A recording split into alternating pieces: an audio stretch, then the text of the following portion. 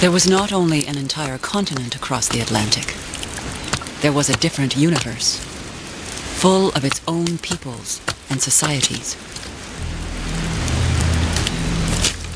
Over 500 generations, North America had become a continent of nations unlike anything the world had ever seen. The northern part was occupied and claimed by hundreds of tribes, dozens of distinct peoples, each with its own way of life, its own gods, its own kind of wealth, its own name and lands. The northwest was the land of the Dene, the Athapascan, the Slavey and the Dogrib, the Tuchoni, the Tlingit, and the Gwich'en. In the Arctic, the distant, isolated world of the Inuit. Along the Pacific coast, the Haida, the Salish, the Kwakiutl and the Yukwat, the Nishka, and the Gitxsan. The people of the plains, the Blackfoot, the Blood, the Sarsi, and the Pagan. In the northern woodlands, the Cree and the Chipewyan. Near the Great Lakes, the Anishinaabe, the Algonquin, the farmers and warriors of the Iroquois and the Wendat. In the east, the nations of the Beothuk, the Maliseet, the Innu, the Abnaki, and the Mi'kmaq. They knew the land as their own. Corners of the country they called Dununde, Nunavut, Kanata, Canada.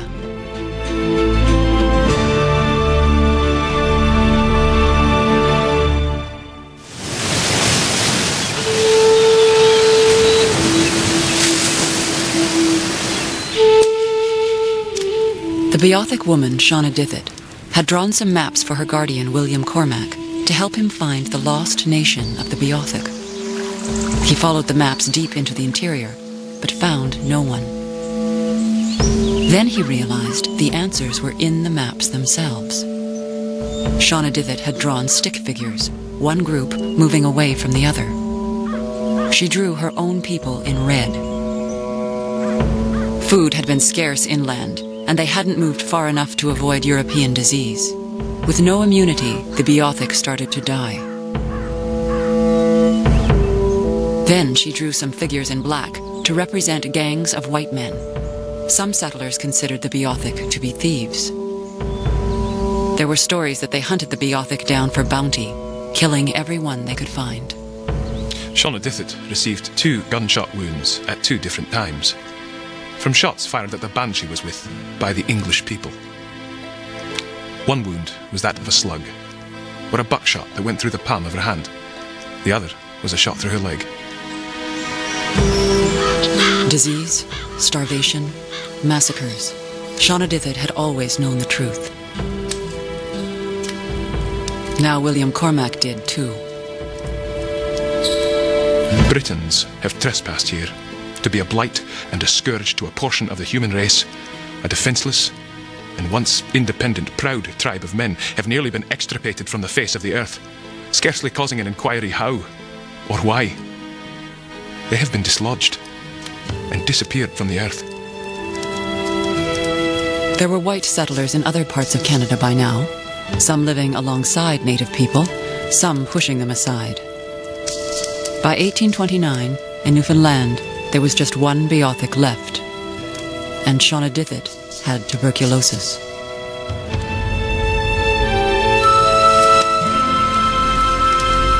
Died at St. John's, Newfoundland, on the 6th of June last, in the 29th year of her age.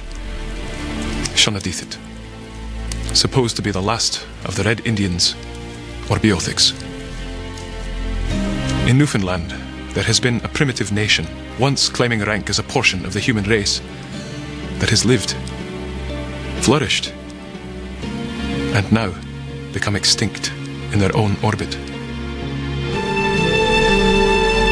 Shawnadithit's skull was packed in a metal box and sent to England to be studied in a laboratory. Attached to the shipment was a note. The skull and scalp of Nancy Beothuk, Red Indian, female. She was tall and majestic, mild and tractable, but characteristically proud and cautious.